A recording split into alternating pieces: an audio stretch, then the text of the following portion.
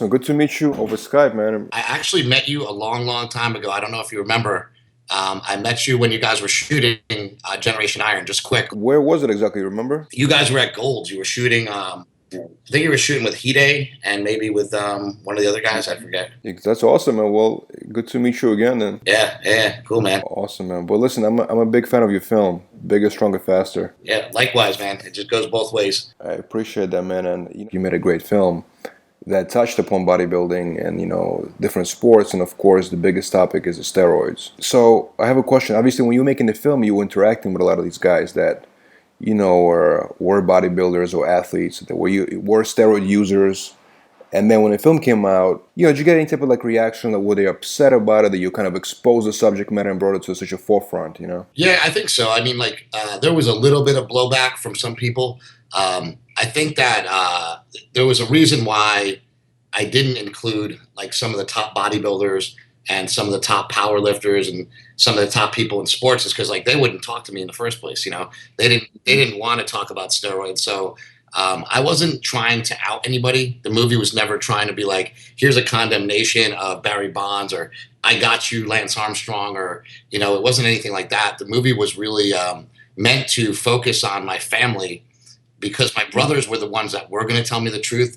So at first I was worried about that. Like when you want to make a movie about something like bodybuilding or powerlifting or any of this stuff, you really want to do it. Like my first thought, train of thought was like, do what you're doing. Like go after the top guys in the business and talk to them about it, or whatever. And then like, you just realize like with the kind of movie that I wanted to make that wouldn't work, like that just wasn't going to be something that would work. Like nobody that's at the top that has anything to lose is going to want to tell you about it. And if you just kind of understand that and you go, well, like, let's talk to the people that have nothing to lose because they'll actually tell us the truth. I think that we were able to get more to the heart of the matter rather than sort of circle around a bunch of people maybe that would lie to us. Your film came out, I believe, in 2008, 2009. And since then, what is your take on on the topic of steroids now? What I like and what I'm actually very proud of, and I think that's great, is films like Bigger, Stronger, Faster and films like Generation Iron have helped open people's eyes to the fact that, like, look, this is a sport where it's an extreme sport. There's an extreme amount of work that goes into this, an extreme amount of discipline that goes into this. With Bigger, Stronger, Faster coming out, it sort of paved the way for people to understand, like, okay, these people do drugs. Like this is part of it. It's just part of what they do. And let's not really like look at that. I love what you did in Generation Iron because what you guys did was like you didn't totally ignore it. You like had that part with Jim Stepani in there where he explains it in a way that sort of takes it off the table, which is nice because like let's not focus on that because that's not what this is about. This is about how hard it is to live inside of a sport that is a 24/7 adventure. I mean, like bodybuilding is 24/7, 7 days. You can never stop. And I think that's what your film more focused on was like the sacrifice and dedication. And my film focused on, the drugs and the ethical use of the drug use. So I feel like what the films both did was sort of pave the way for people to understand our culture of fitness, bodybuilding, because it's all kind of the same. We all come to this for the same reasons. I think we all are drawn to any of this stuff because in some way we felt like we weren't good enough. We felt a void in our lives that we weren't maybe good enough. And so we go to try to be the best that we can be. And a lot of times in bodybuilding, powerlifting, strongman, whatever these sports are, these muscle and strength sports, they have to be extreme. It's an extreme endeavor that requires a lot of sacrifice, dedication, and focus. And I think that that's what like our films did is put more of the energy on that rather than like the negativity of it. Absolutely, but I'm currently working on a film about MMA. I was just going to bring that up actually, yeah, because that's another story too. Definitely, yeah, and I'm talking to guys like GSP and John Jones and a bunch of other guys. They have a whole different outlook on steroids, right? Because and obviously it's being used in MMA without a doubt, but sort of like their opinion is this is completely unacceptable because in our sport you get hurt. Like if one guy is on something, the other guy is not, you can get permanent damage. I think it's a total cop out when they're like, oh, the guy's going to get too strong and he's going to permanently damage me. I mean, I don't think that that's going to be the case. I think that like, I don't know. We've seen the best guys in the world use them. Anderson Silva used them, and You know, has he permanently damaged anybody worse than like look at what Chris Weidman did to Anderson Silva's leg? That's way worse, and that wasn't because the result of steroids. That was just a freak accident. So I think that in MMA, I mean, you can get hurt way worse from. In your opinion, basically, it's really steroids are not a factor for success in any sport. Well, they are a factor for success, but the thing is that I feel like they help to a certain extent. You know, so they give you like a 10%. We always kind of hear this idea that they give you like this 10% advantage if you're looking at like strength, you know, in strength sports. So if you look at any other sport, it would be more about like recovery, like how much recovery do you get from it? How much longer can you go? How much harder can you train? And I think that goes a long way because we see that if you can train harder and recover quicker and do things better, it seems like the guys who are already like the best guys are going to still continue to already be the best guys, but at a better, you know, like because they can train harder, not necessarily because they're getting 10% stronger. So I don't think it's like the 10% strength increase as much as it is the increase over time that it gives these athletes, like using them over time. But you know, the bottom line is like it's something that's been in sports since like the 50s. I think that it's been in sports a lot longer than we think. I mean, I don't know who the first baseball player that used steroids was. You know, there's rumors of Reggie Jackson. There's rumors of Ken Griffey Sr. But looking back at these guys, like there all those telltale signs are there. We just weren't investigating and putting all of our efforts into it then. So who knows if Mickey Mantle was on steroids? We don't know. They were around then. So like, why wouldn't you put it past somebody to say this is a drug that makes you better at something? It would be a no-brainer for somebody to use it back then. I don't see why we only think that it came into the fray like in the 80s, 90s, or whatever. You know. What is your general take on professional bodybuilding? How do you see it? I think that it is getting exciting again. I think that the fact that Kai Green didn't compete this year really did hurt things. I think that which is good. I think it's nice that somebody actually has enough power nowadays that it did make a difference. You know, it did make a difference that he didn't compete. And hopefully he does, you know, hopefully he gets back out there this year to make it more exciting, you know. But I think that if in bodybuilding, we had a great period of time. I came to Gold's Gym in 1994 in Venice. That's where I've trained since 1994. And I saw like Paul Dillette, Chris Cormier, Kevin Levrone, all these guys were all in the fray.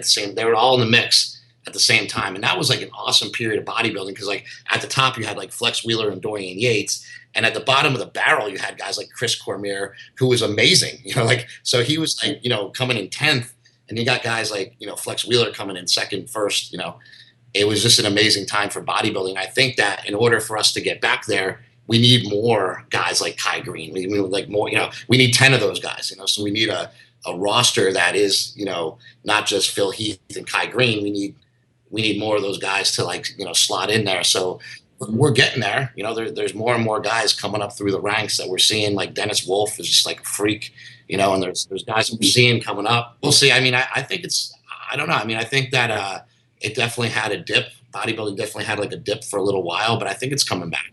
I think that people are into it. You know, I think with Instagram, that fitness and bodybuilding in general is just going, I think it's going through the roof. I think that people have the wrong idea of it. People say like, oh, bodybuilding's losing popularity and all this stuff. And I think like maybe bodybuilding, like pro bodybuilding at the highest level of the Mr. Olympia might be declining in what people think of it. But I think overall the whole fitness industry is rising. Can you tell me about your film that's coming out, Prescription Thugs? I saw the trailer. I think it looks amazing, very interesting, and it's definitely going to be one of those, I think, investigative films where you're definitely going to uncover new topics. So can you talk about it a little more? Back in the day when I was first started training at Gold's, I had always heard like these rumors of people using painkillers, and they would work out and they would train on painkillers. Like I never really understood why anybody would do that. I never really, you know, got it. I was always like a power lifter, and like part of lifting heavy was like, hey, you know, we kind of got to feel pain because we got to know when our bodies are, you know, kind of shot so that we don't overdo it and stuff like that. So I mean, we were kind of used to the pain and like, you know, kind of welcomed it in a way. But I'd always heard about people using Nuban and these other drugs, and I actually had a double hip replacement surgery right in 2008 when we finished Bigger, Stronger, Faster. The year that we finished it, I had a double hip replacement surgery due to genetic arthritis that I had in my hips. And I had never taken steroids. I had taken steroids, I admitted in the movie, one time at that point in my life. So, it wasn't from that, which people are like, oh, did you get your hips released from steroids? And, so you get the stupidest comments when you make a movie. So it wasn't from that. And then got my hips replaced and then got on painkillers and got hooked on them. And it got pretty bad. It got to a point where in the beginning it was fun because I used to go to the gym and I would work out and I was still powerlifting and still really strong at the time. And I was on painkillers, so you didn't feel the pain and you would train through the pain because there was none. And you constantly got stronger and constantly were building up and didn't really realize what the toll that it was actually taking on not just my body but on who I was. It kind of like turns you into a different person. And I've always been pretty easygoing, nice guy, and I wasn't like a nice guy during that time. I didn't treat everybody with the respect that I normally do, and just wasn't the same person. I should just say. I mean, that's probably the easiest way to put it. And then, shortly after we finished Bigger, Stronger, Faster, when I was after I had this hip surgery and I was addicted to pills, my brother died, and the main reason behind my older brother's death was prescription drugs. He had prescription drugs found in his system when he died. He didn't have anything else in his system when he died. He was in a sober living house for 62 days when he passed away, and he was in our minds, sober, going through this. And so we don't know exactly what killed him, if it was an overdose, if it was, they couldn't really figure out in the autopsy. They just ruled it an accident. So prescription drugs have been a part of what's going on in my family for a while. And I just kind of wanted to get to the bottom of it, why this was something that has taken America by storm. We represent 5% of the world's population. We consume 75% of the world's prescription drugs. So I was just kind of trying to figure out, as like a citizen of this country, like why we're so obsessed with taking drugs. Right, right. Well, I think this is a very important film, and I really want people to see it. And when does it open? It'll be out January 22nd. So it's through Samuel Goldwyn Pictures. So the way that it'll be released is it'll be in 25 cities. If you want to check that out, you can go to samuelgoldwyn.com, or you can go to like prescriptionthugs.com. You can go to Prescription Thugs on Facebook. It'll give you all the cities that it's playing in theatrically, but it'll also be available worldwide on demand on January 22nd on iTunes, Amazon, wherever you buy movies.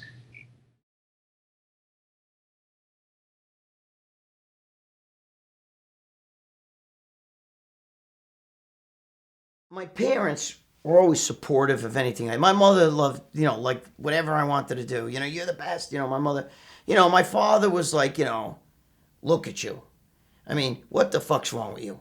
I mean, most teenage boys, you walk in their room and you see pictures of girls in bikinis on the wall. He goes, you got fucking men in their underwear. Who's this guy, Arnold Swackhammer?